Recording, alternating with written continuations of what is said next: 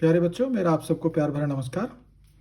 तो अभी वही टॉपिक चल रहा है, सोलर सिस्टम। तो उससे आगे का भाग, जैसे मैंने आपको पिछली वीडियो में बताया था कि जो सन का कोर होता है, सन का क्रोड होता है, उसका टेम्परेचर होता है 1.5 करोड़ डिग्री सेल्सियस। यानी कि इतने हाई टेम्परेचर पर ही न्यूक्लियर फ्यूजन होता है। अब बात आती है जो फोटोस्फेयर है उसका टेम्परेचर क्या है। तो जो सन का फोटोस्फेयर है उसका टेम्परेचर होता है 6000 डिग्री सेल्सियस लगभग। अब बात आती है, टर्म होता है सन स्पॉट।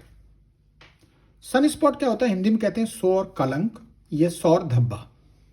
फोटोस्फेयर में बनते हैं क्योंकि फोटोस्फेयर से निकलने वाली गैसें क्रोमोस्फियर में जाकर, ध्यान देना टेक्निकल टर्म है, क्रोमोस्फियर में जाकर 4000 डिग्री सेल्सियस तक ठंडी हो जाती हैं और वापस फोटोस्फेयर में आ जाती हैं। गैसें आ जाती हैं, ऊर्जा नहीं आती है, एनर्जी नहीं आती है, एनर्जी बाहर चली जाती है, लेकिन गैसें वापस आ जाती हैं और कम टेम्परेचर वाला एक क्षेत्र बनता है। इसे ही सन स्पॉट या सौर कलंक या सौर धब्बा कहते हैं। अब अगला प्रश्न आपसे है, सौर कलंक और सौर धब्बा या सन स्पॉट का चक्र कितने समय का होता है? अब अगली बात पे ध्यान देना, जो मैं आपको समझाना चाह रहा था वो ये है, जैसे मानो यहां ये फोटोस्फेयर है, ये जो मैंने आपको बताई थी, ये जाती हैं गैसें ऐसे बाहर की तरफ जाती हैं और वापस अंदर की तरफ आ जाती हैं, ऐसे वापस अंदर की तरफ आकर वापस चली जाती है। ऊर्जा वापस चली जाती, मतलब ऊर्जा बाहर की तरफ आ जाती है, एनर्जी इधर की तरफ आ जाती है और गैसें वापस चली जाती हैं। तो यहां आकर एक स्पॉट बनाती हैं, यहां आकर क्या बनाती हैं? स्पॉट बनाती हैं, एक धब्बा बनाती हैं, काले रंग का होता है। और वो धब्बा जब बनता है तो यहाँ का टेम्परेचर कम होता है, कई बार तो यहाँ का टेम्परेचर 1500 डिग्री सेल्सियस तक हो जाता है। अगली बात यहाँ पर आती है, सोलर मिनीमा किसे कहते हैं? जब सौर कलंक सूर्य की त्रिज्या पर या कोण पर 40 डिग्री होता है। अब फिर से समझिए, ये 0 डिग्री है, ये कौन सा डिग्री है? 0 डिग्री है, और ये कितना हो जाएगा? 90 डिग्री हो जाएगा। तो इसके जो बीच का ये वाला हिस्सा हो जाएगा, ये कितना हो जाएगा? 45 डिग्री हो जाएगा। तो यानी कि जो सौर कलंक चलते हैं वो इस तरह से चलते हैं, 40 डिग्री तक जाते हैं और वापस आ जाते हैं। 40 डिग्री तक जाते हैं और वापस आ जाते हैं। लगभग 5.5 वर्ष इनको जाने में लगते हैं और 5.5 वर्ष ही इनको वापस आने में लगते हैं। तो जब ये यहां पर होते हैं, कितने डिग्री पर? 40 डिग्री पर होते हैं, तो उसको हम सोलर मिनीमा कहते हैं। समझ पा रहे हैं मेरी बात को? जब 40 डिग्री पर सौर कलंक सन स्पॉट होता है तो उसे सोलर मिनीमा कहते हैं, और जब ये 0 डिग्री पर होता है, सन की रेडियस पर होता है, तो उसे हम सोलर मैक्सिमा कहते हैं। अब उससे आगे की बात करते हैं हम सोलर स्पेक्ट्रम की। सोलर स्पेक्ट्रम का मतलब जो सूर्य का विन्यास है वो क्या है?